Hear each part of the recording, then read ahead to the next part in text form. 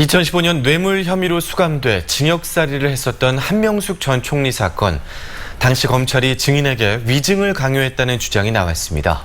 사건을 재수사해야 한다는 목소리가 나오는 가운데 위증 여부를 확인하는 절차에서 윤석열 검찰총장과 추미애 법무부 장관의 갈등이 불거지고 있습니다. 정준호 변호사와 좀 더 자세한 이야기 나눠보겠습니다. 안녕하십니까? 네, 안녕하십니까. 한명숙 총리 사건 당시 검찰이 위증을 강요했다는 내용이 어디서 어떻게 나온 겁니까? 예, 한명숙 전 총리의 재판은 당시 아주 치열했었습니다. 1심에서 무죄가 나왔었고 결국 대법원에서 5명의 대법관이 무죄 의견을 내는 등 치열하게 대립을 하다가 유죄 확정 판결이 선고가 되었습니다. 그 배경에서는 검찰에서 한명숙 전 총리에게 수억 원의 뇌물을 주었다라고 하는 한만호 전 대표의 진술이 있었는데, 한만호 대표는 법정에서 검찰의 거짓 자백 강요가 있었다라고 해서 진술을 번복했습니다. 당시 상반되는 두 진술 중에 어떤 진술을 더 믿어야 되느냐가 쟁점이었는데요. 네. 대법원에서는 치열한 논쟁 끝에 결국 유죄 확정 판결을 선고를 했습니다.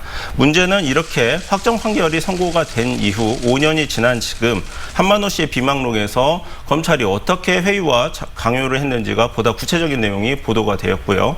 더욱이 당시 재판에서 증인으로도 출석을 한 적이 있었던 한만호 씨의 동료 재소자들이 검찰의 자백 강요를 지적하는 진정서를 법무부에 접수를 하면서 굉장히 이 논쟁이 뜨거워지고 있습니다.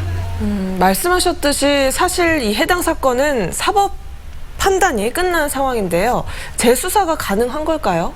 예, 형사소송법에서는 원판결에서 증거로 쓰인 증언이 허위로 밝혀졌을 때, 그리고 원판결에 관여한 판검사들이 직무와 관련해서 죄를 범해서 유죄가 확정된 경우를 각각 재심 사유로 규정을 하고 있습니다. 결국 검사들의 자백 강요로 인한 판결이 확정이 된다라고 하면은 한명숙의 재심 무죄는 가능합니다. 검사를 보통 공익의 대표자라고 하는데요.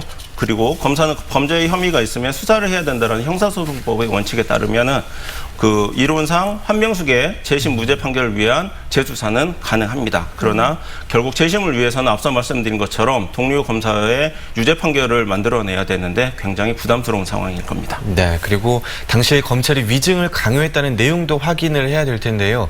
이 관련 수사를 어디에 배치하느냐를 두고 추미애 법무부 장관과 윤석열 검찰총장 간의 어떤 갈등이 드러나고 있잖아요.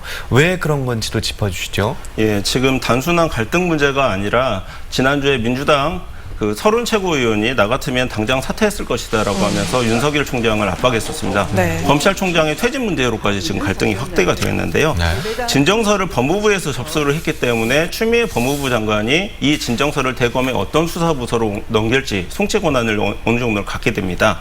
이에 대해서 법무부 장관은 감찰부서를 택했는데요. 윤석열 총장은 검찰의 5년의 징계시효가 지났기 때문에 인권 담당 부서에서 이 수사를 조사를 하겠다라고 맞선 상태입니다. 여기에 대해서 추미애 장관은 감찰부서에서 직접 조사하라고 재차 명령을 내렸는데요. 윤석열 총장은 또다시 수사부서를 정하는 배당 권한은 검찰총장의 고유한 권한이지 지휘 대상이 아니다라고 응수를 하고 있습니다.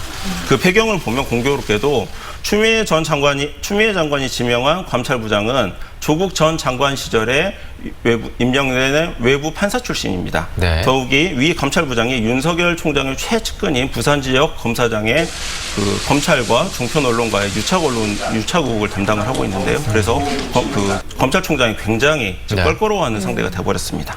네, 두 사람의 입장차를 보이고 있는 인권감독실과 감찰부 조사, 두 개가 어떤 차이가 있는 건지, 그리고 변호사님께서 보시기에는 어디서 관련 수사가 이루어져야 한다고 보십니까? 예, 인권감독관실은 검찰개혁을 공약으로 내세웠던 문재인 정부가 출범한 2017년도에 인권침해적 요소를 검찰이 자체적으로 감독하겠다라는 취지로 신설이 됐었습니다. 실질적인 차이가 어떤 거냐면, 감찰부서에서 조사 결과가 나오면은 바로 그 결과를 가지고 검사를 징계를 내릴 수가 있습니다. 네. 그러나 인권부서에서 조사 결과가 나오면 검찰총장이 조사 결과를 보고 나서 감찰 착수 여부, 징계 여부를 또다시 한 단계 판단할 수 있는 여지가 생깁니다.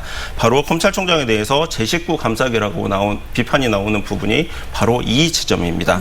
한편 윤석열 총장은 아까 말씀드린 것처럼 징계시효가 지났으니까 감찰부서에서 조사를 하는 것은 부적절하다라고 얘기를 하고 있는데요. 자백 강요라는 유죄 형사 처벌이 가능한 공소시효는 아직 지나지 않았기 때문에 그 논리는 제가 보기에는 좀 타당성은 없는 것 같습니다. 한편 해당 진정서를 제출한 당사자가 인권감독관실 조사는 불응하겠다라고 밝혔는데 바로 어제 윤석열 검찰총장이 두 부서가 자료를 공유를 하면서 조사를 진행을 하라고 하는 절충안을 내놓았습니다. 네, 마지막으로 시간 관계상 좀 간략하게 들어볼까요? 한명숙 전 총리 사건 재수사가 될 것으로 전망하십니까? 어떻습니까? 예, 제 예상에는 재수사가 이루어지는데요. 7월 이후에 공수처에서 아마 전면적인 재수사가 이루어질 것 같습니다. 검찰의 자백 강요를 제명으로 공수처에서 재조사가 이루어지면은 왜 공수처 설치가 검찰 개혁과 연결되는지가 증명이 될 것 같습니다. 네, 지금까지 정준호 변호사였습니다. 오늘 말씀 고맙습니다. 감사합니다.